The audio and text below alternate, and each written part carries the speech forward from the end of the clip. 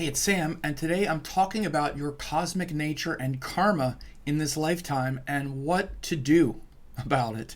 If you don't know me, I'm Sam Jeppy, the author of Yoga and Vedic Astrology, as well as the Ascendant, 108 Planets of Vedic Astrology, and I'm going to talk about some big questions today and also offer some big solutions. First of all, who are you really?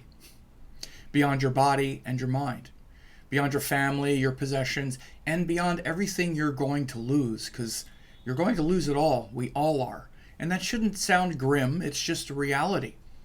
You know, the philosopher Sam Harris said something recently which was really profound. He said, remember that every person you ever meet is going to lose everything they love the most dear in this life. And that should give you enormous compassion for everyone. Now, again, it can sound kind of bleak, but it's not, because the only things we ever lose are the things we never had to begin with. And in this quick but succinct and powerful presentation, I'm going to explain some things in a way that maybe you haven't heard them before. In fact, life is just a simple game. If you've ever heard that song by the Moody Blues, it's a beautiful song. And it talks about how really it's a simple game. But what if you don't know how to play the game? For example, imagine if you're trying to play checkers against a 5-year-old child, and the 5-year-old child knows how to play, and you don't. You could be a Rhodes Scholar, the most intelligent person in the world, but if you don't know how to play the game, you're going to lose every time. But that's really the plight of our life. We think the reason that our relationships and our career aren't working out, and our self-growth and our health isn't working out is because this thing did it, or that thing did it, or this thing did it. But what if it's just that you don't know how to play the game? What if each one of those moves is like playing checkers? Oh, you get to move this way. Okay. Well, that's really what's happening. And the Vedic teachings, the Vedic wisdom is here to show us that, to teach us how to play this simple game. Now, the complexities of the game, again, even something like checkers, there's every possibility to do this thing or that thing, but then you get one move, then you get the next move, and you need to play that move as best you can. But notice I even said checkers, not chess or something very, very complex. It is complex on some level, but it's also very simple. So you can see at this page, you can generate your chart. And over the next week or so, you'll learn the true power that it holds. So just enter your details and then drag the chart to your desktop or take a screenshot if you're on your phone or what have you. But you have to realize that knowing your Vedic astrology chart equals knowing yourself. And the more you know and understand your chart, the more you know and understand yourself. And then the more love, money, health, contentment you have in this life, not to mention peace of mind. And again, one of the things to understand is that it's your karma to evolve. And if you're on this page, you can click this karma and learn about the classical Indian context of karma and the archer. So we're going to be talking about all these things. Life is just a simple game. And a lot of this Indian teachings today over the next few minutes. So you'll want to really understand this. One thing, though, to understand is Indian thinking and teachings are not separate from Western psychological, neurological models. The astrology chart is the portrait of how your soul came into existence. How and why. The way you experience that is through your brain. And this chart is behind the brain. All those tendencies can be read. They're called samskaras in Indian thinking. All your samskaras can be known and seen and understood through your brain. And what we now call neuroscience is a way to understand what the Indians called consciousness or samskaras or tendencies. And then we project that into the field, the quantum field, which is the quantum moment where infinite possibilities exist. Now, not infinite in the sense of, if I'm sitting here right now, the next moment I'm not going to be on an airplane, because karma has already framed this moment to be filled with this much potential. However, and I'm going to talk about the karmic frame in about 5 to 10 minutes. However, within this moment, there's infinite things I could do. I could say anything, I could do anything, and that's going to set off a totally new trajectory of karma. Now, that moment is called quantum. It's a quantum moment which has infinite possibilities within the frame that's being lived and experienced. And quantum physics now understands exactly what the ancient Indian rishis and sages understood, that existence is infinite energy, infinite potential energy, just at an atomic level, and literally like an atomic level. And your attention collapses the infinite possibilities of the wave into a finite particle, into a finite action. So again, once I decided, 5 minutes ago to start this video, this karma just keeps going. If I would have decided 5 minutes ago to go eat something, then that karma would have irreducibly unfolded. But there was infinite potential within what I'm doing today to do anything. But this is what I chose to do, and so I'm getting the karma of that right now. Understand, this is not outside of anything that was done on the Indian energetic level, but it's also not abstract. It's very specifically known how this works. And that's what determines whether you're, happy or sad or what have you. Understanding the mind is really what understanding astrology is. As you could see even with this portrait here, there's the birth chart. You incarnated at a certain time. That already happened. That was based on all of your past actions. The aggregate of all of that said, okay, now you're coming into this lifetime to experience the things that you're meant to experience in this lifetime. That already happened. But now you're in this lifetime. You were born into circumstances that you didn't choose, and no, you didn't choose them. You chose to watch this video. You didn't choose the family you were born into. You suddenly were like, huh? What? Oh, these people. Okay. And you were then programmed with all these ways of seeing the world. All of that is based on your past karma. It was your karma to be born into that and to see the world from that perspective, and then your own unique individuality to unfold and flower within that preset frame. Like I just talked about, that preset karmic frame. And this birth chart is like that overall karmic frame of this lifetime. But then within that lifetime, you move through all of these dynamic moments that frame a specific portion of the overall being in relationship to every other thing. For example, you would get a cycle that's related to Mercury. Okay, then you would get the Mercury karmas at that time, but that's in relationship to everything else. So these kinds of things are very much the overall nature of your incarnation, and how and why you are here, and how and why spirit takes form. So again, you should understand your perception of reality reflects who you are, not what reality is. The deepest reality is beyond. It's that simple game. But you and everyone you know are attached to this separate existence and this separate identity that you're trying to awaken from. You're trying to awaken from the illusion that you're just that karmic pattern. So Vedic astrology teaches that, how to read and discern that limited pattern, but it also extends that limited pattern toward what's cosmic and transcendent. As it says, your perception of reality reflects who you are, or who you think you are. Not what reality is, but who are you, and what are you perceiving? Again, spirit takes form and comes down on this level through very specific energetic models. The Western chaos theory is bunk. If you've ever heard of the chaos theory, it's this, idea that the universe is just chaotic and random and you can't know anything. Part of it actually arose from the fact of what I mentioned earlier with quantum physics and the quantum variables, that we can never know how anything happens because anything could happen at any moment and all this. Yes, but it's within very specific and knowable parameters.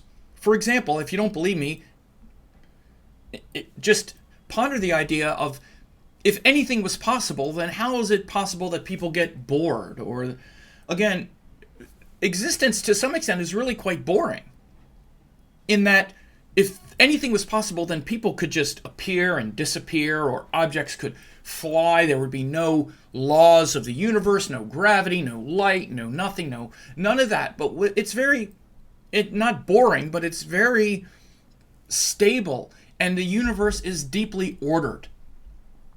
It's not chaotic at all. You are an emanation of that divine love.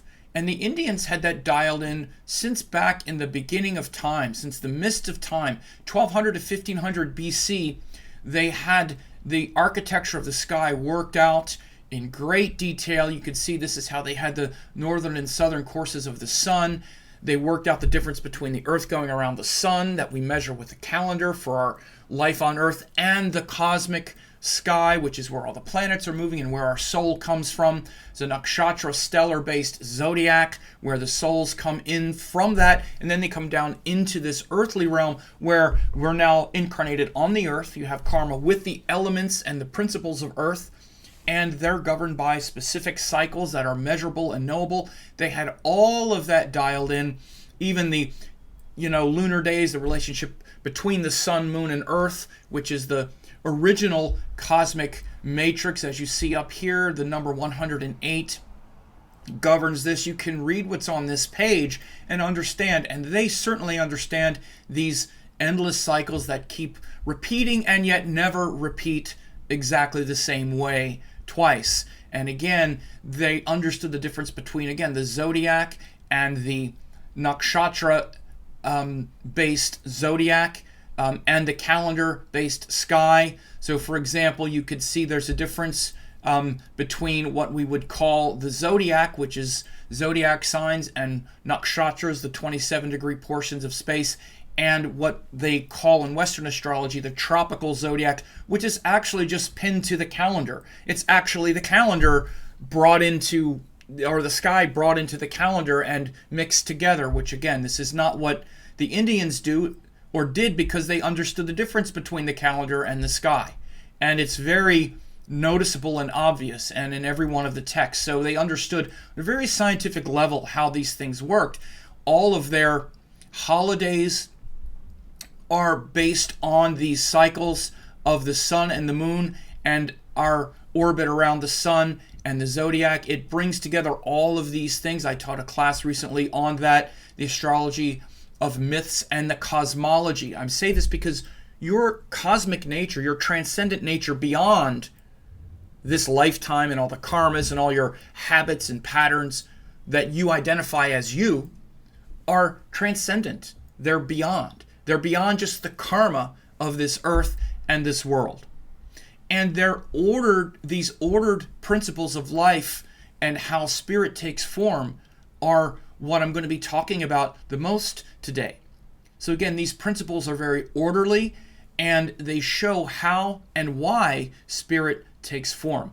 As I said, the universe isn't random at all. It's deeply ordered. The only thing that's not ordered is your mind and the mind of other humans. But why is that? As I said, because you're always changing and evolving and restless as a result. You sense your true nature, but you're not expressing it truthfully. You sense and you know that you're something beyond just this body and mind and this meat suit. You know that. Again, I'm not telling you anything you don't know. And you hold all the keys of existence and divinity, yet you're still in an animal body with animal tendencies and fears. Man is between God and dog. This is a phrase as well. I actually wrote a song years ago. From womb to tomb, we're in between, dancing in this big machine. From God to dog, you're in between, dancing in this big machine. Machine kind of like, because it's very mechanistic.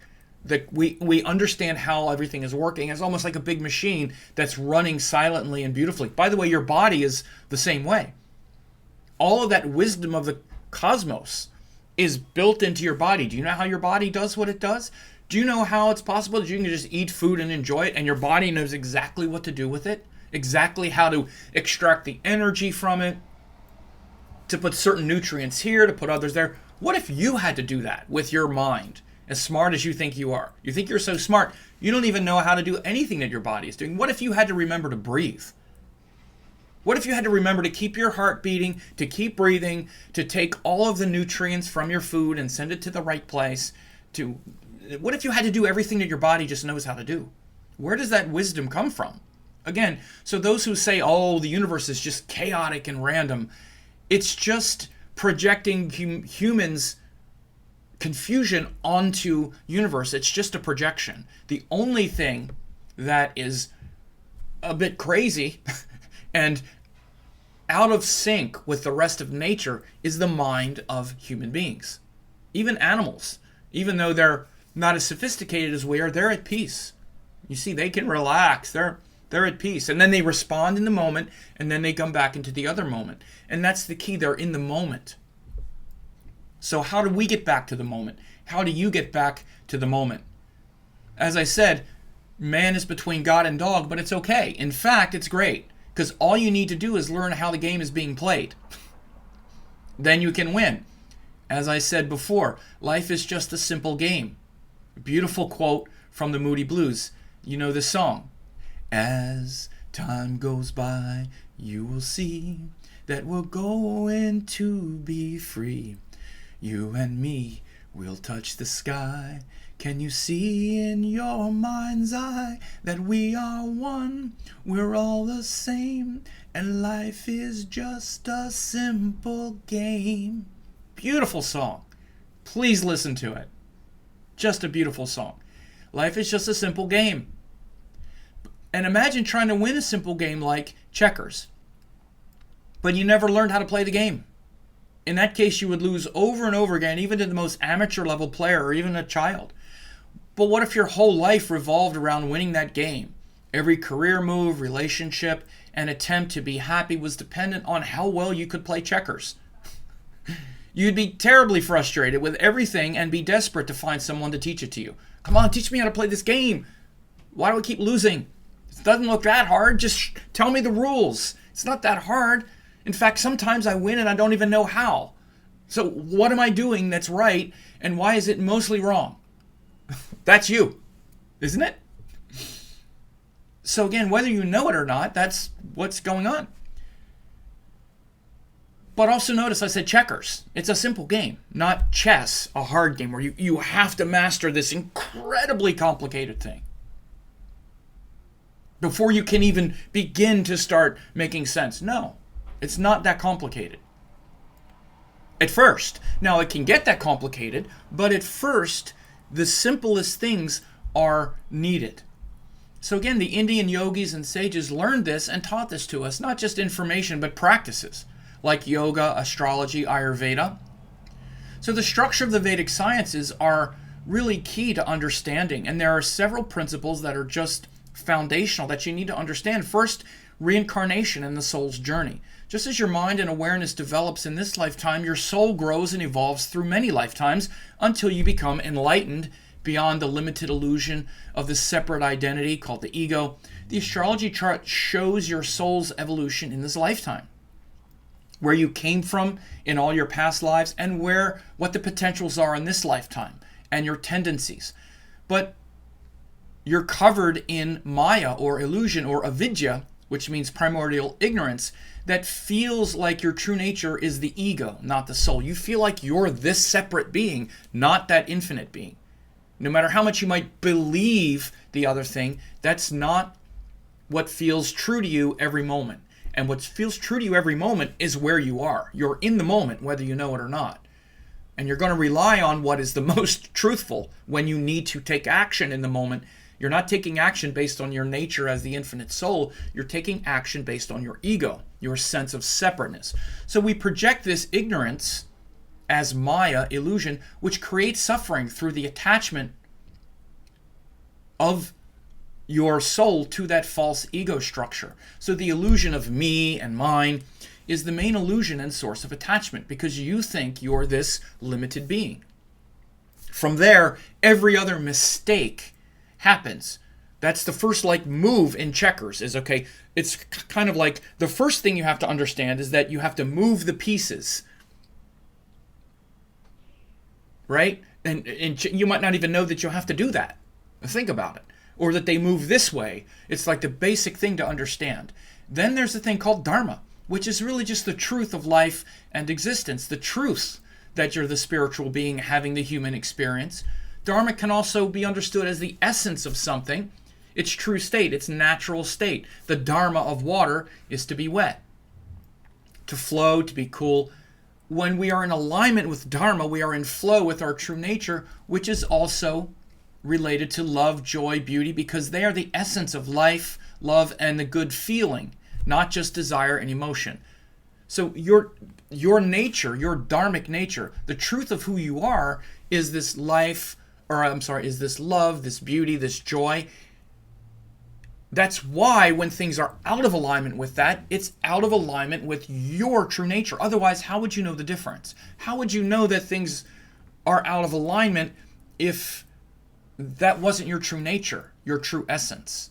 Your true essence is that, so when something is not that, you feel out of alignment. Because Dharma, the true nature of your being, is those concepts. But instead of living in connection with the heart and peace and joy, the ego creates emotions and desires, and that's what feels real. Your emotions feel real. Excuse me. Your desires feel real, rather than that joy, that beauty, that pure love. You get emotion, rather than the things that you know are the most beneficial and the highest connection to joy, even if it requires sacrifice. No, you get desire. I want to take this thing from existence, not I want to give. Your nature is to give, not to take. That's Dharma. That's when I say your nature, it's the Dharma. And so again, these principles are seen in astrology, the truthful dharmic essence of planets, signs, and houses. This is in contrast to the egoistic, desire-filled nature of those things. So keep this in mind. We'll be referring back to Dharma throughout these classes that I'll be giving you over the next few days. There is the Dharma also of the elements, of the gunas, of the planets, the signs. I'm going to be teaching these things, what these things really are. But then we also have karma. Karma is the law which includes predeterminism, presence, and the unalterable future based on our present actions. So once you do something, it's going to have a result. You might not know exactly what it is, but this is where astrology comes in. I don't know exactly what's going to happen by me making this video, but I have a pretty good idea that people are going to like it, they're going to enjoy it, they're going to learn something from it. I'm not exactly sure what's going to happen if I eat that, gallon of ice cream, but I have a pretty good idea.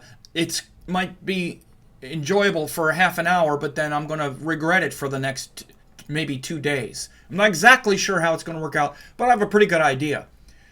You want to understand, most of our karma, if we just remember these basic things, that takes care of a lot of what we're doing.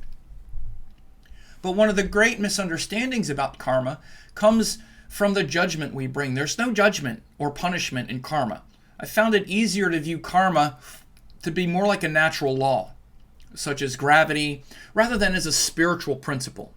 And here's why. Because natural laws function with no judgment beyond our likes and dislikes. Again, that's our ego saying, but that's not good, but that's bad. Based on our limited perspective, you don't know what's good or bad. If you don't know yourself and you don't know the totality of things, you don't know what's good or bad. Our ego wants to bring in judgment, especially to things we don't understand. So, again, but with natural laws, we don't do that. We understand them on their own terms and are at peace with them on those terms. For example, we don't judge gravity as being right or wrong. Gravity is not right when it keeps us rooted on the earth, then wrong when it pulls airplanes out of the sky, killing people. We don't say, oh, that gravity, ugh. No, we look for things like pilot error, mechanical error. Did it run out of fuel? What happened to make this thing, where was the error or the mistake? We don't say, it was that gravity, ugh. God, I hate gravity. No. It sounds ridiculous, but it's the same thing when we say, oh, my karma, this thing, that thing, oh. We're doing the exact same thing. When you're blaming external circumstances for what is happening based 100% on your actions. everything that's coming back. It's not off by even one atom. Just like gravity isn't. We can measure it and it's going to happen. And astrology, by the way, gives us that sort of looking glass into the future, very specifically, by the way, and very specifically when it's going to happen and what it's going to be and what the quality of it is going to be. So again, fire is not good when it cooks our food, then bad when it burns us. No. So there's a very classical Indian philosophy about karma and the archer. This is the past karma, Sanchita, Agami, and Prarabdha karma. In Vedantic literature, the beautiful analogy is the bowman has already sent an arrow and it has left its hands. He can't recall it. He's about to shoot another arrow. The bundle of arrows in the quiver on his back is the Sanchita. The arrow he has shot is the Prarabdha, and the arrow which is he about to shoot is called the Agami. And of these, he has perfect control over the Sanchita and the Agami, which are the arrows he's about to shoot and the one in the bow. But he must be sure to work out his Prarabdha, the past which has begun to take effect, he has to experience. So the arrows that have already been shot from past lifetimes, in this lifetime, they're going to hit the target. And again, astrology, a lot of times, and there's way too much focus on this part actually, is what's going to happen? How do I change the trajectory of the arrow? So this is also why you got to understand when you ask astrologers, how do I change the thing that's blah, blah, blah? It's like changing an arrow that's been shot. How much can you change it? Well, you can make it, the best you can do is make it so that when it hits whatever the target is, if it's going to be difficult, that you can understand it better. But there's also things you can do. But for the most part, the Agami karma, which is the karma someone's dealing with right now, is the main thing that you have to deal with. You in your life as well. I'm not talking about astrologers. You living your life. And then realize that you have a lot more arrows left to shoot and to start taking care of them.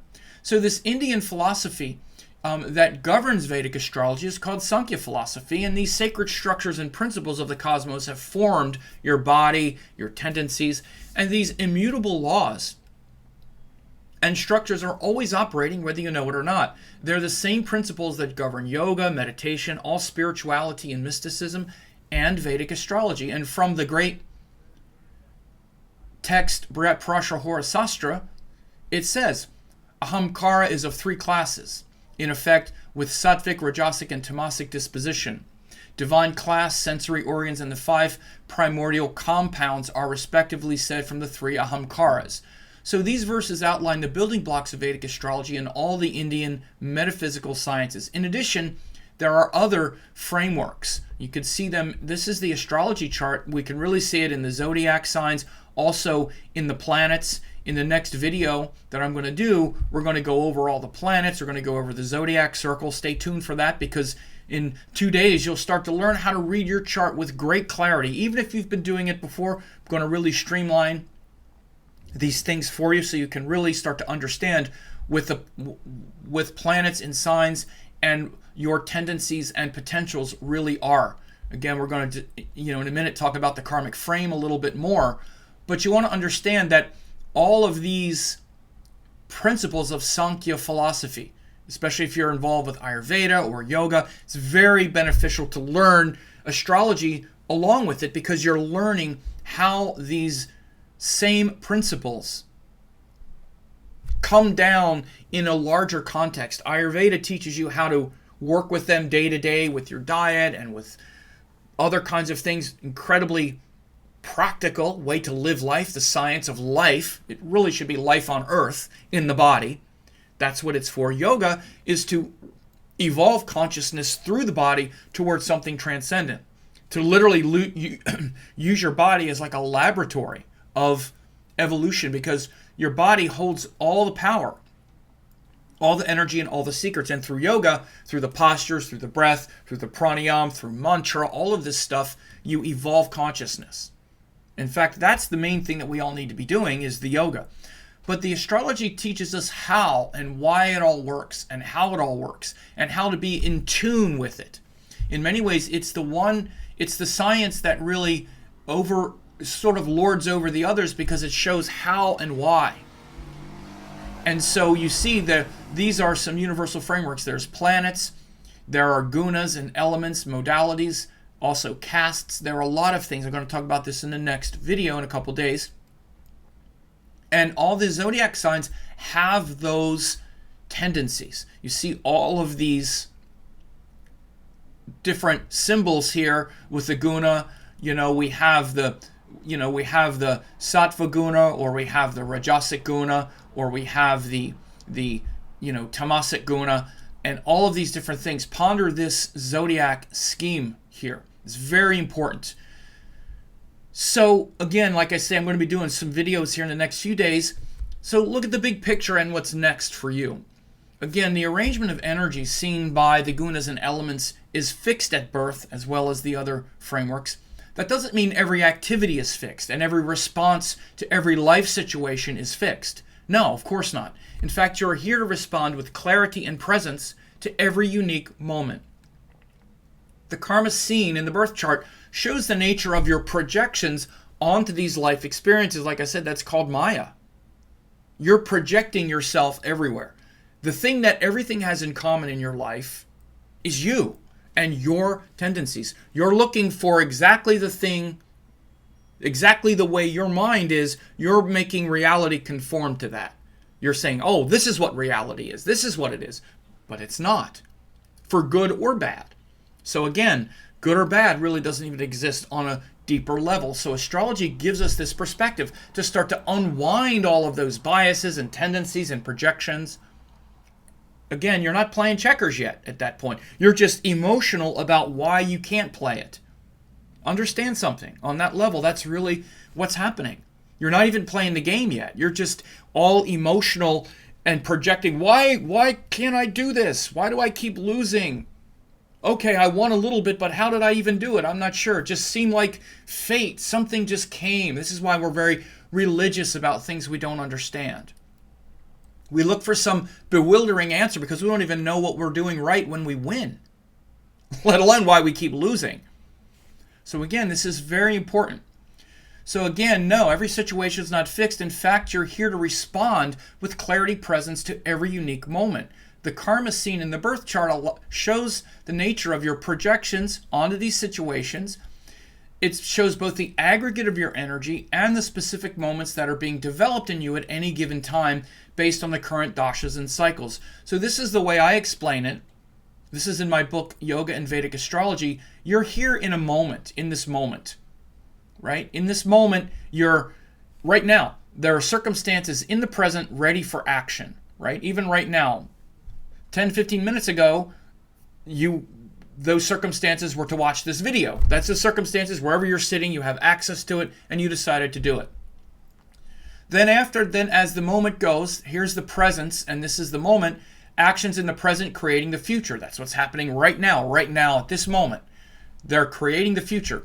Then those past actions ripening for the present. So maybe these past actions that you're taking right now are now going to start ripening and becoming the present, where, for example, I might say some things that are going to make you change and do something different, right? But again, your whole life is based on those things. So it's not just this moment. It's how this moment is an accumulation of many other moments, right? Like, for example, you extend this frame into larger circumstances. Like I live in San Diego now. There was a moment when I lived somewhere else. Over time, different changes start to happen and I decide to move and other kinds of things. So again, there are both large and small spirals. You can even take it into things like food, which is a great example. You have circumstances present ready for action, which means here you are in the moment. You look in the refrigerator, you could eat anything.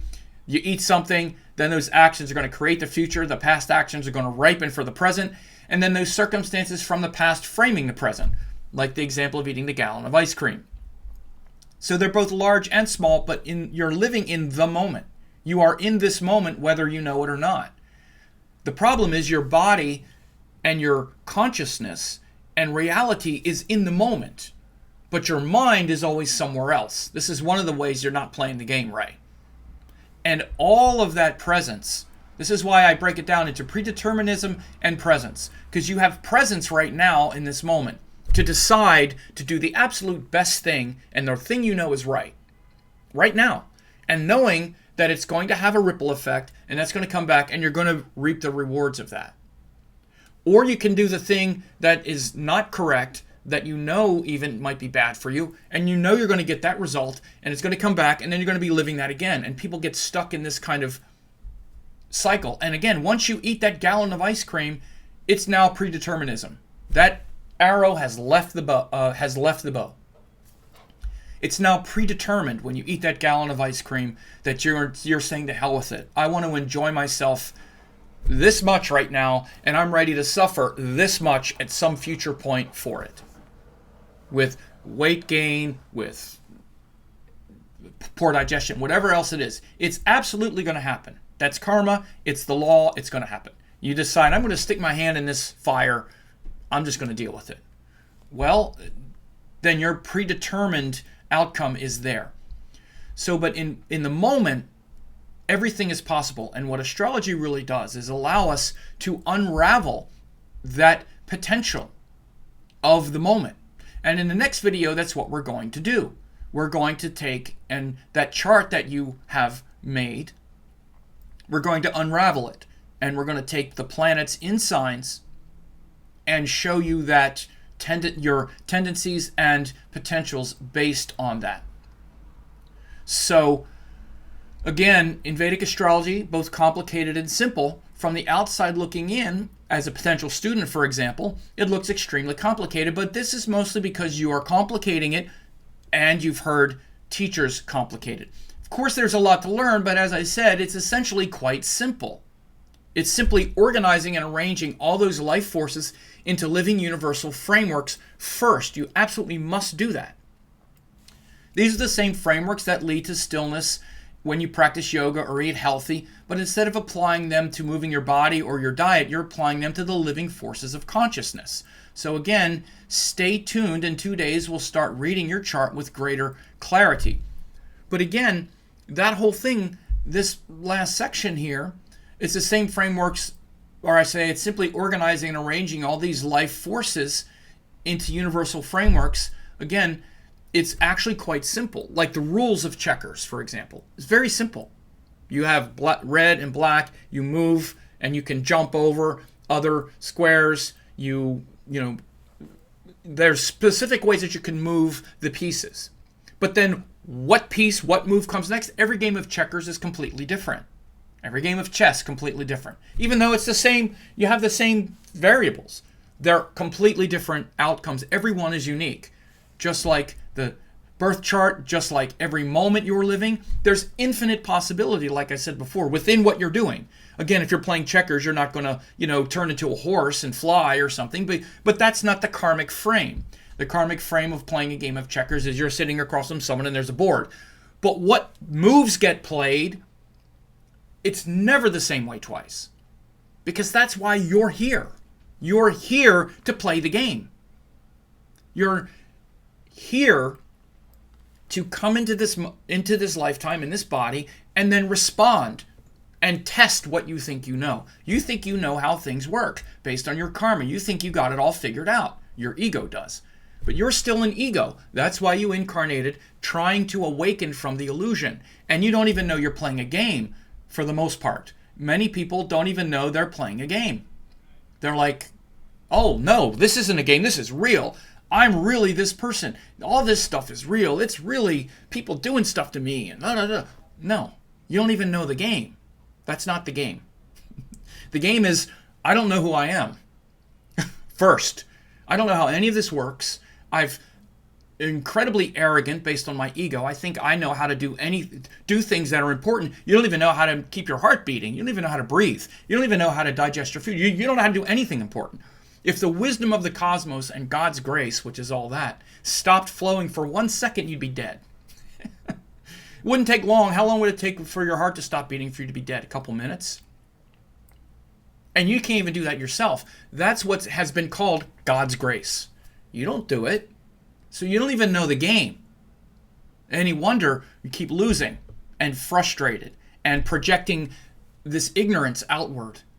So, but that's not a death sentence or closed-ended statement. It's the doorway into infinite potential. And that's what we're going to be talking about over the next couple days. So until the next video and afterwards, consider a few things. Maybe your problems have nothing to do with anything or anybody at all. Maybe it's just your perspective. Maybe you thought your life purpose was something entirely different than it was. Oh, my purpose is to have this baby, to do this thing. Or even with me, my purpose is to teach astrology. It's none of that. Your purpose is much bigger than anything you could imagine in that context. Maybe life is just a simple game, but you don't know how to play it. By the way, your purpose is to know the self. Everyone's purpose is. Maybe if you just learn the rules of the game, then making the proper moves would be easy. You think? So I'll leave it at that, and I hope that this has been helpful for you, and look for more teachings in the next several days and over the next week or so. And by the way, make sure to learn about this properly and formally through my certification course if you want to really know the true nature of how to do this and how to build upon these simple principles to create a life that could far exceed your expectations if you don't understand how these things work. So check that out as well.